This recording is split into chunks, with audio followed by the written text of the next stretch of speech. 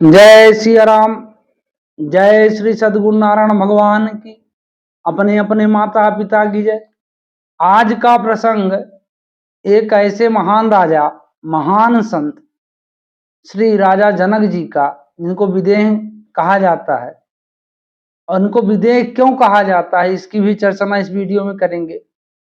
फिर ये बहुत निर्दयी राजा थे, इसकी भी चर्चा करेंगे। और इनका एक और मैंने भी सुखदेव जी के गुरु भी थे, इनकी भी चर्चा ना करें। थोड़ी वीडियो लंबी होगी पर होना चाहिए। कभी आप मतलब इस सनातन धर्म और सनातनी जो कहते हैं, मतलब यही सब ज्ञान है, आदमी को होना चाहिए। जब अपने धर्म के बारे में ज्ञान होगा तब ही हम कहीं पास अच्छे से खड़े हो सकते हैं। तो ये कथा वहां से चालू होती है कि एक बार राजा जनक जी स्वप्न में देखते हैं कि मैं राजा हूं, चक्रवर्ती सम्राट हूं। फिर उन्होंने देखा कि मैं इतना दारिद्र हो चुका हूं कि मेरे खाने को नहीं है, कपड़े फटे हैं, और उनकी ये नींद खुल जाती है अचानक। और ये अपने उन्होंने सोचा कि हे भगवान, ये कैसा। अब इस भ्रम में फंसकर उन्होंने इस स्वप्न को, और ये स्वप्न भी ना बताएं, तो कई ब्राह्मणों को उन्होंने इस कारण जेल में डाल दिया। इसमें से एक ब्राह्मण अष्टावक्र जी के पिताजी भी थे, उनको भी जेल में डाल दिया। अब अष्टावक्र जब 5-6 साल के हुए तब उनको किसी कारण से पता चला कि हमारे पिताजी को राजा जनक के यहाँ बंदी बनाया गया है। रीजन उनका एक सवाल। तो कहते हैं ना, तो वो स्वप्न बताते थे, बोलते थे स्वप्न में मैंने जो देखा वो पहले वाला सही था कि दूसरा वाला। अब कौन देखे भाई, क्या जाने कि स्वप्न क्या है, कोई नहीं बता पाया। अष्टावक्र यहाँ से तैयार होकर माता से बोले कि मैं जाऊंगा।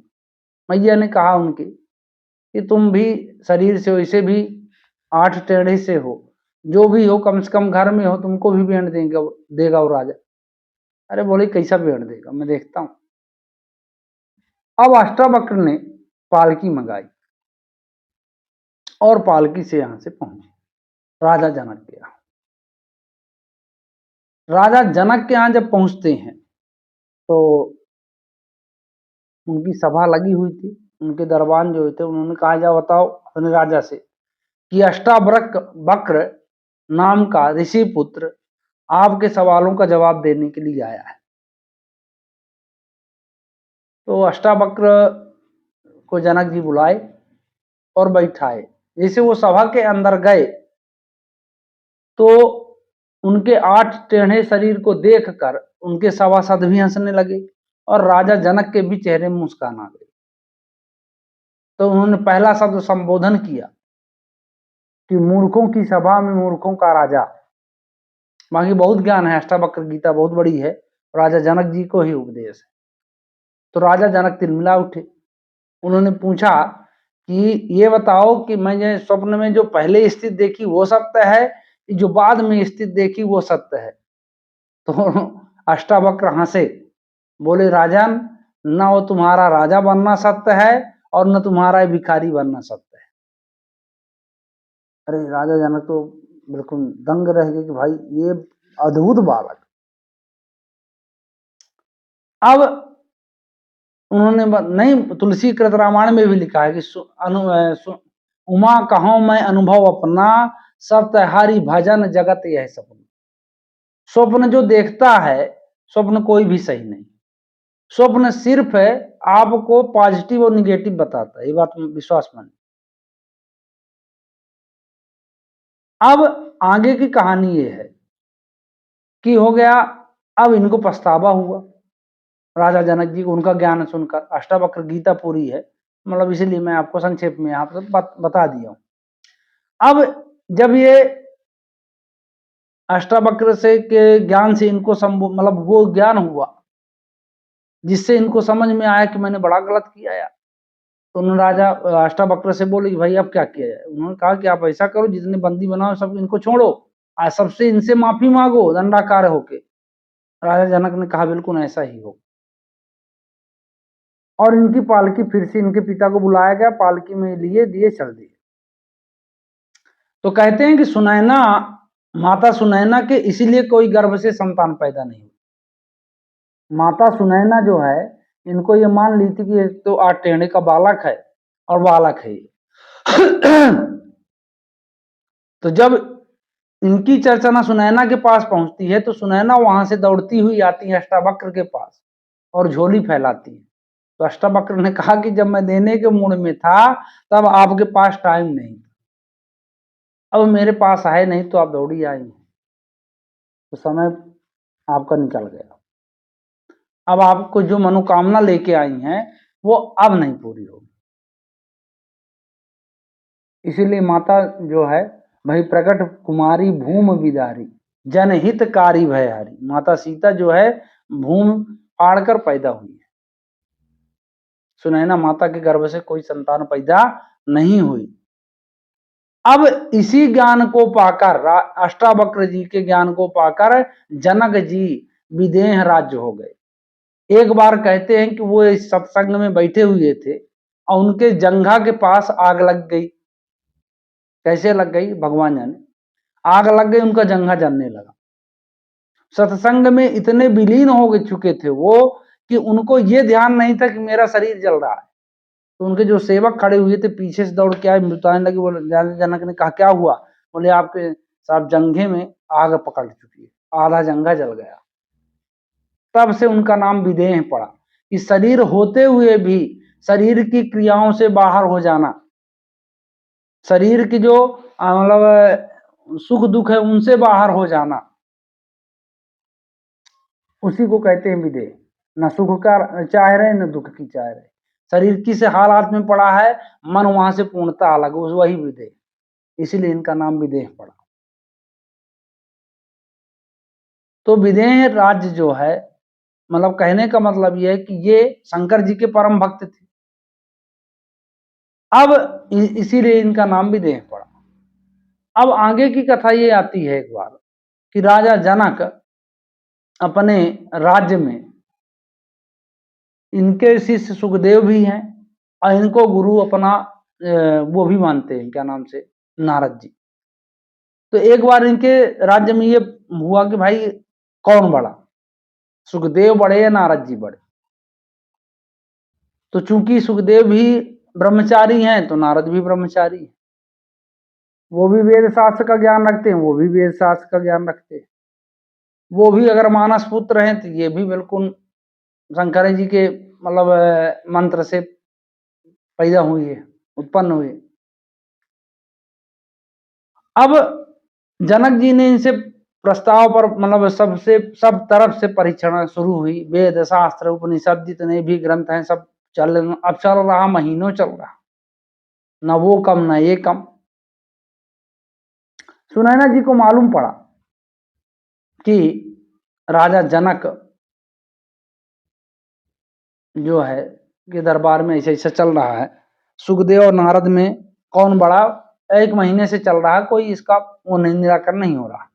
सुनैना मैया ने कहा ये तो 1 मिनट की बात, मैं 1 मिनट में फैसला कर दूंगी कौन बड़ा।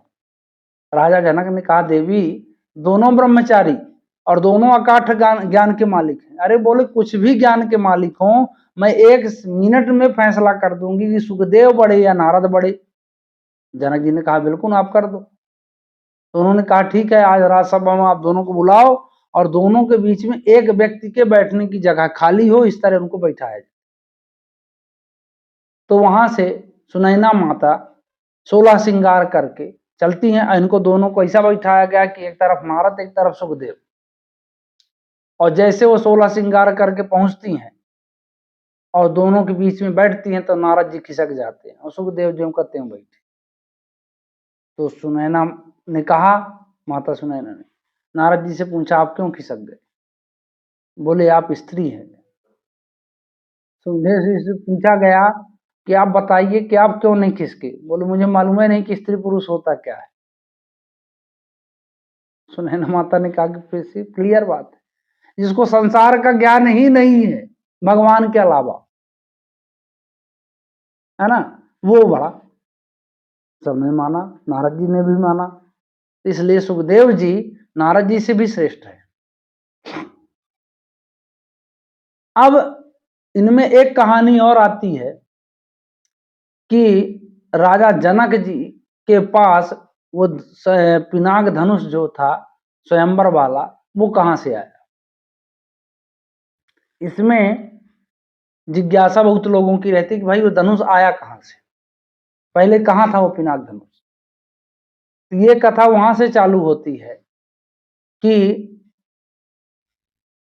परशुराम जी जब पूरा नरसंहार करके खाली हो गए, माता को दिया हुआ जो भी वचन था उनका कि 21 बार मैं छत्री विहीन धरती कर दूंगा, जब कर चुके वो, तब वो शंकर जी के पास गए।